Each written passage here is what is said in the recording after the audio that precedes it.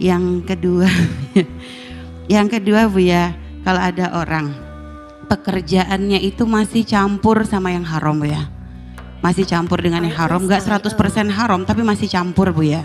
Artinya dia bekerja mungkin di satu instansi atau satu tempat yang di situ memang mungkin masih berkaitan dengan riba atau apa Bu ya.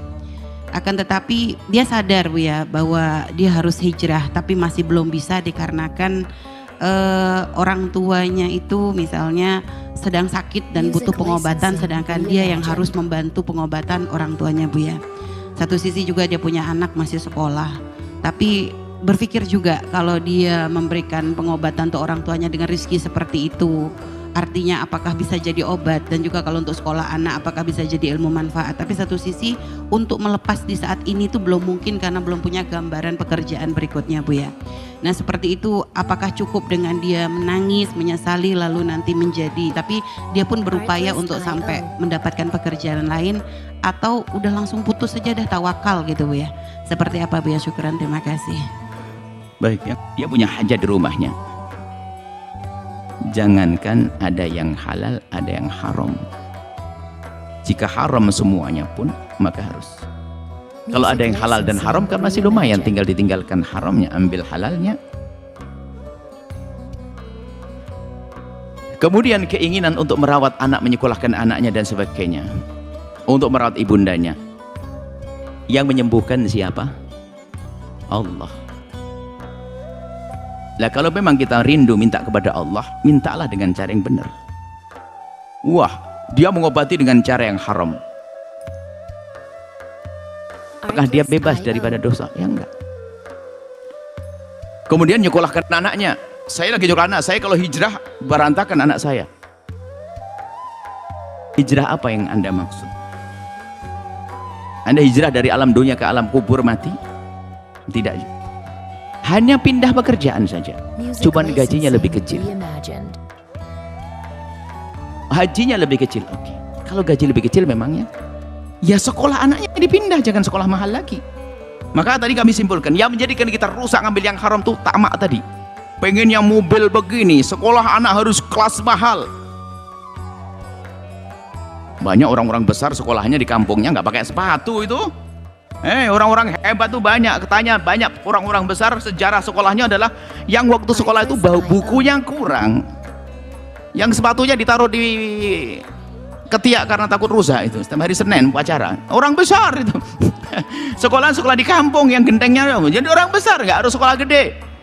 Yang menggedekan dia adalah Allah. Makanya kadang-kadang kita itu mendahului Allah. Kalau anak saya nggak sekolah di sekolah favorit itu nanti nggak akan sukses. Mendahului Allah, makanya nyungsep terus orang. Maksain akhirnya dengan biaya mahal. Kalau ambil yang halal, yang haram buang, turunkan sekolahnya. Harus pindah dari sekolah yang mahal, sekolah yang biasa, kalau gratis.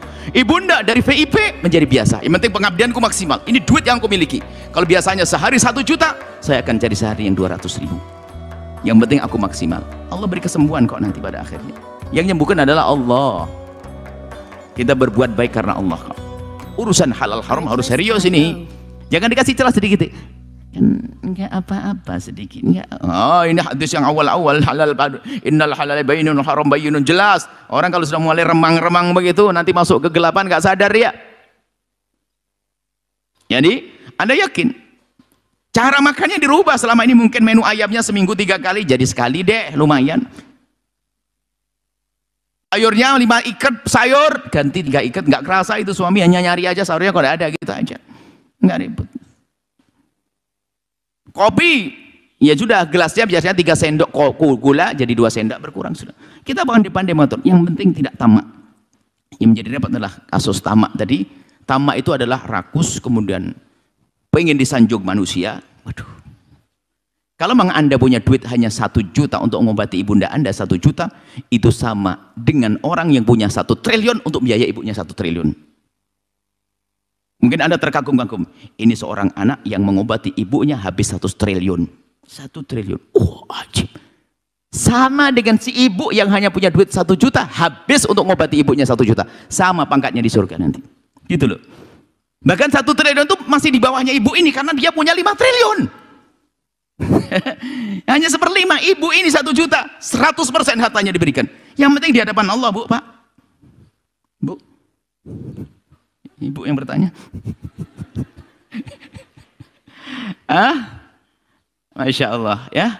Seperti itu, yuk kita berusaha yang halal, halal, halal. Semua manusia ada kekurangan tentu, ada nyerempet-nyerempet yang haram. Itu maksudnya di saat kita nyerempet yang haram, jangan dinikmati. Sadari saya harus berusaha minggir, menjauh dari yang haram. Perlahan deh, namanya bertahap, namanya berusaha kok bertahap.